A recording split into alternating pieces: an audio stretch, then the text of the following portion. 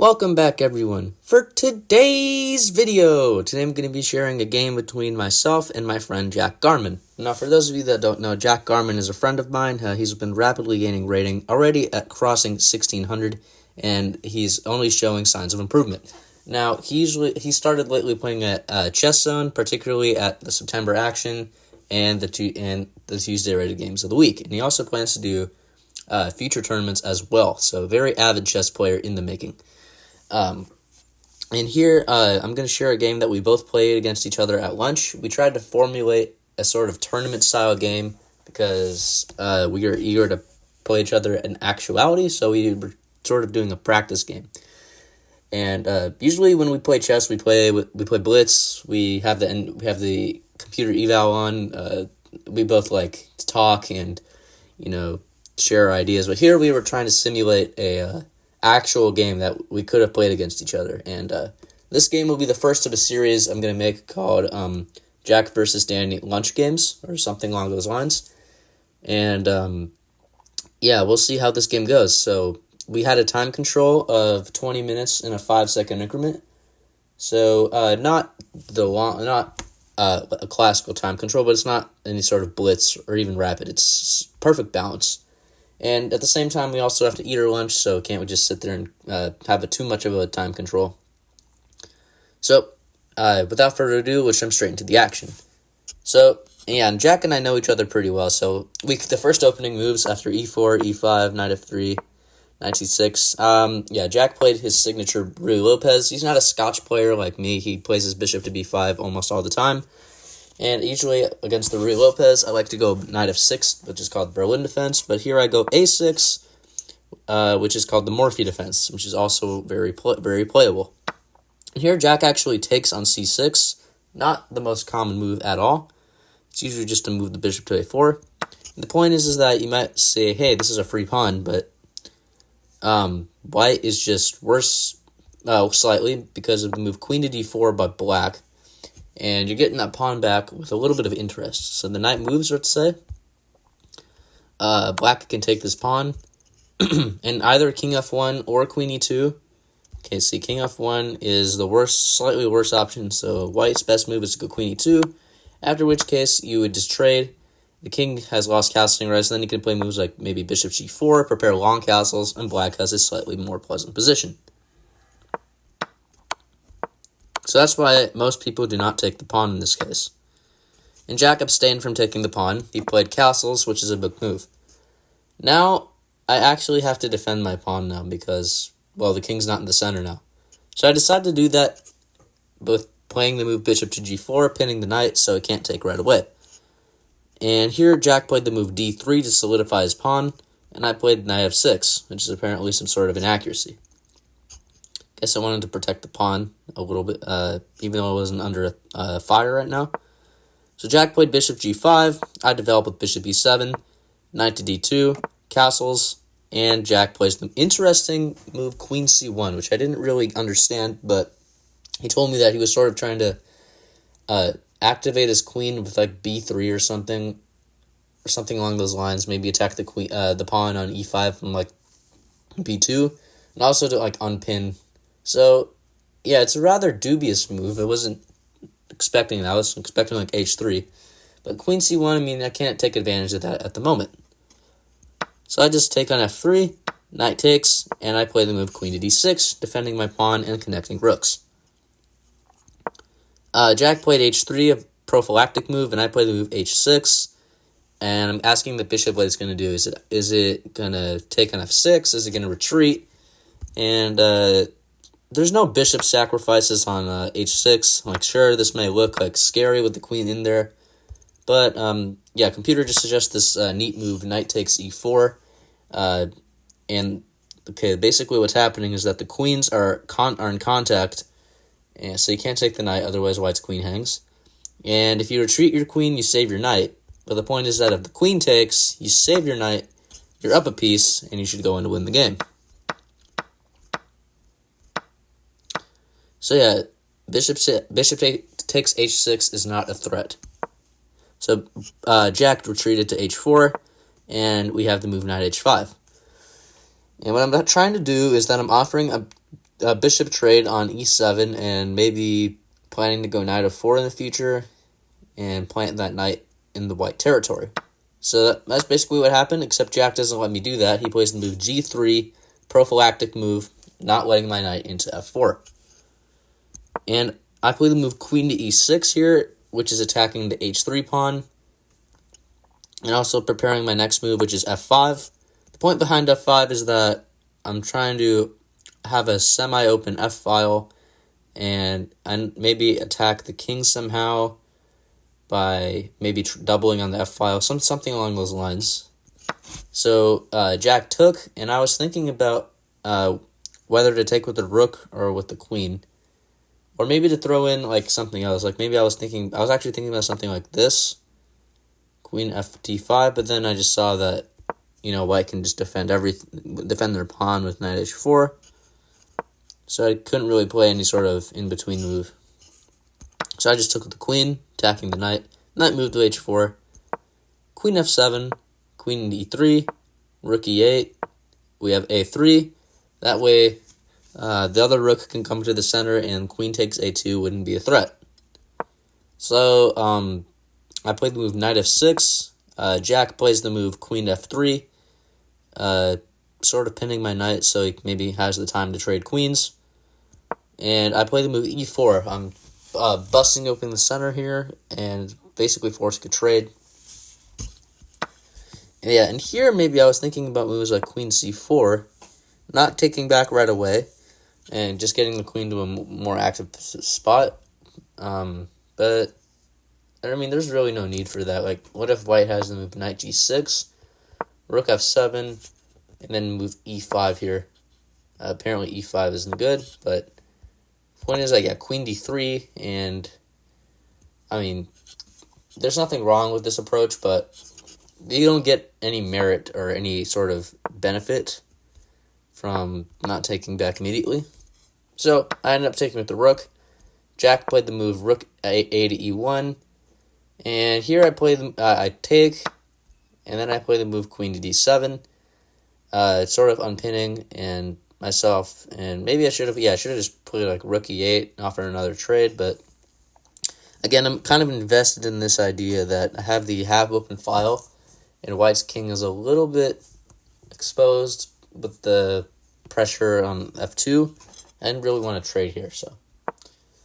Jack played the move rook e2, another prophylactic move, just stopping any queen dd2 ideas. I played the move knight to d5, queen e4, queen f7. I'm kind of just going back and forth. And then Jack hopped his knight into g6. I played the move rook to d8, and you can see that Jack has an edge in the position. Like for a while, he's had this his slight advantage, but I didn't really feel that I was worse here. So Jack played the move knight e5, attacking the queen, and I played the move queen f6. I noticed the knight was kind of pinned to the pawn, so I can't really, like, let's say the knight arbitrarily moved here. I was going to take, but I can't take apparently, because after queen e6, king h8, oh wow, knight e5, yeah. The white squares are just really weak in the black camp, and knight f7 is already a fork.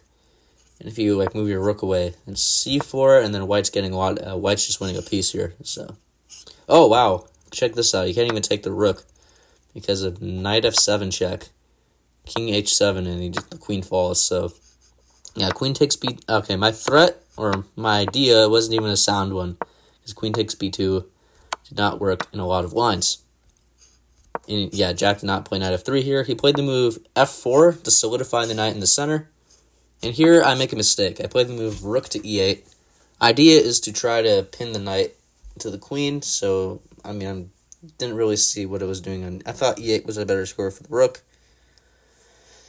Except here, Jack played the move c4, and I noticed that my position is starting to collapse. The reason being is that there's a lot of pressure on the e-file, and due to the placement of my pieces, I'm going to end up losing some material. So the best knight retreat is the move knight e7. And yeah, you're just kind of stuck. I mean, okay, computer suggests the move Okay, besides king g2, the king g2 is top move, but who in the world plays king g2 here? Knight g6 is what the engine recommends. And due to the awkward placement of your pieces, you have to go king f7 here. And you're basically kind of cramped. White has all the pieces on that knight. And white can play knight e5 check, if king g8, then knight g6 again, king f7. Okay, white has to think of another plan, even just taking everything. Even trading in this endgame here. Even though it's equal material, white has an advantage. Probably can start playing for the endgame with the 3-on-2 on the king side. And I have a 4-on-3, but the doubled c-pawns don't really play a role. So white has already a good endgame. So that's what the engine wanted to do after knight e7. But I saw that knight d7 was... The move knight to d7 was a very annoying problem. So I tried to stop that with the move knight b6. But Jack shakes the table, well, not literally, and he plays the rattling move knight to d7 anyway. And when I saw this, I'm like, oh my gosh, what a move. He played the more flamboyant choice. The more simple knight to g4 also gets the job done. It's not quite as fancy. But the point is that my rook is hit twice, my queen is hit, and if I try to take his queen, this is check, my friends. So I can't take his rook because I'm in check. This is check, and I end up losing my rook here. So I have to fight down an exchange in this endgame. So this is no bueno at all. Yeah, but Jack found this nifty move, knight to d7, double exclam, and I realized I'm just cooked here. Too many things are either undefended or attacked too many times. So after the move knight to e7, I'm like, can't believe this is happening. Jack is getting the best of me. The student has become the master. Yeah, and after here, I just decided to take the queen. Knight takes f6, pawn takes, rook takes e4. I'm down in the exchange in this endgame, and I try to salvage it. I go king f7, but this is hopeless. We get the move b4, just expanding on the queen side. We can move c5. I'm trying to be a little bit tricky here. If white takes, I was planning to go knight a4, and let's see, best move for white is apparently c6, but to try to triple the pawns. And yeah, white has a bunch of, see, all the top moves are basically the same. You can literally do anything. I can get the king in, for instance. And black has absolutely no chance of a comeback.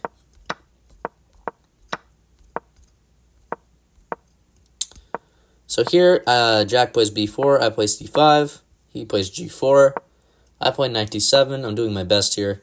He played f5, which I thought was a little bit weird, because he lets my knight, after I take, he lets my knight hop into this square, where it's an outpost.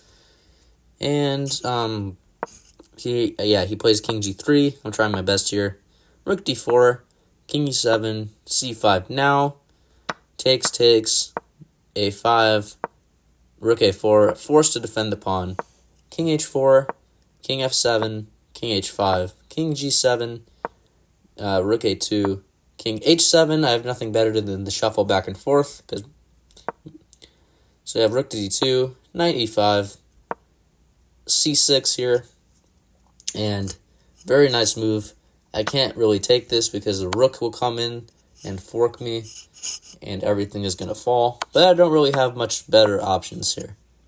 So I play the move a4, maybe trying to distract him over here, but still, this is as lost as it was if he hadn't went there. He played the move rook to d7 check, an even better move. Obviously, I can't take the pawn and the rook because here, I'm not even... If my pawn was maybe one step closer to queening, I would have had a chance, but yeah, white just queens easily. The pawn isn't going to make it. And let's see. White would just play check. They wanted to be really disrespectful. They would just get the king in, let you queen. It wouldn't mate you in one move. They wouldn't mate you in 2. Okay, that is mate. What's a move that's not mate in 1 that's still winning for white? See, king h6. Oh, that's just mate in 2 for you. So yeah, there's all these moves are just mate in 1.